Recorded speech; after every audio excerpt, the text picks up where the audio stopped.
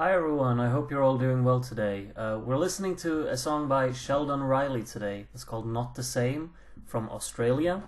Without further ado, let's listen to what it sounds like.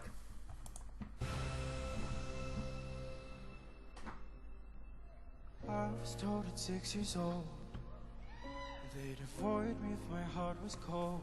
Found it hard to talk and speak my mind. Great sound to the piano, a lot of reverb on it right away. It's very filled out in the soundstage. Movement right away.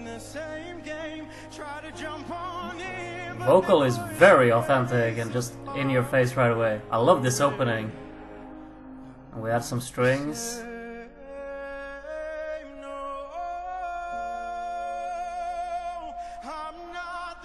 This is an incredible opening. I'm hooked right away. Vocally, just everywhere. It's so palpable.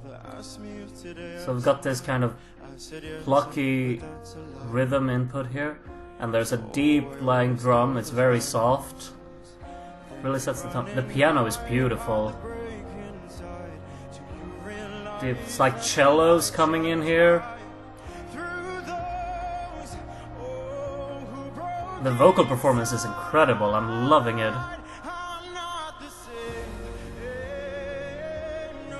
It's built so smoothly as well. It's very mellow and melancholy.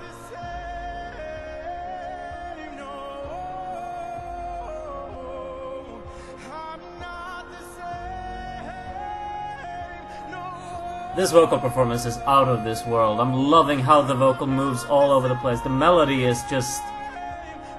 It has its content, or it has its concept, but then it just moves around very freely, like it's alive, you know. Adding some energy here. The drumming could have been a bit more dynamic here, I think. Some more distinct sounds.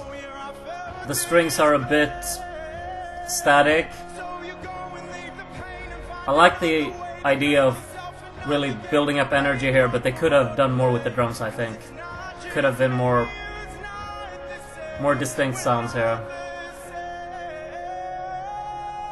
Leading into the final chorus.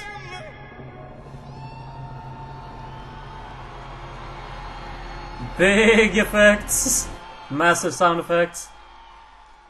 Not the same. Oh, we're not getting a big chorus. No. Alright, this is one way you can do it as well. The same. Very intimate ending here. No. The piano, or maybe something.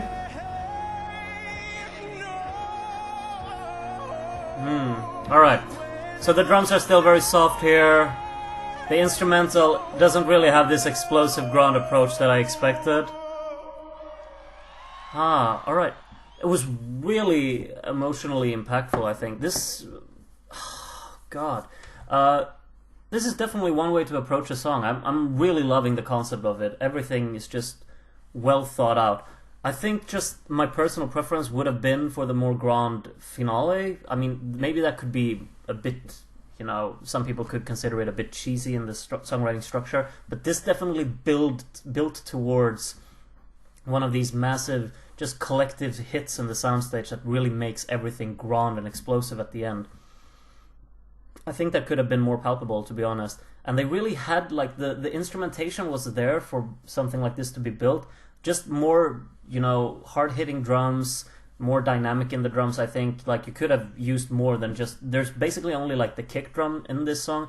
Could have definitely used some more variation in the sounds for the drumming and really create more energy in it by that, instead of adding these, you know, strings that just moved up and down quite statically.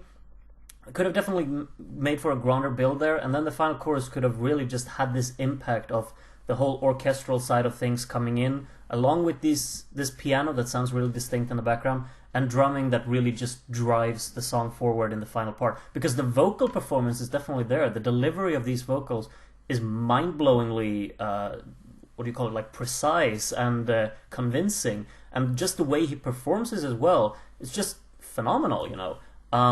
So I really think there could have just been done something additional with the actual drive in the second half of the song, because this could have really just become one of these explosive moments that just comes across with such a punch.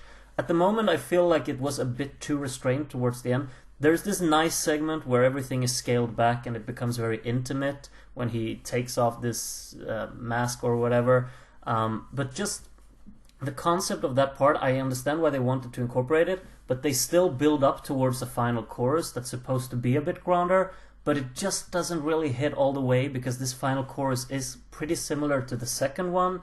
It doesn't add these additional sounds that really makes it explode on stage. So I think that's just a little bit of what they missed out here. Either scale it back entirely and make it this intimate feeling, or go all out on the grandness and explosiveness of it, because now it lands somewhere in the middle of the road there between the two, and it doesn't quite pack the punch that I would have wanted, and it doesn't quite become as intimate as I guess they wanted, because still building up to this final chorus and making it an attempt to be grand but not going grand, it just kind of becomes a mismatch, and you feel a bit like, oh, we didn't really get that final thing even though they built towards it.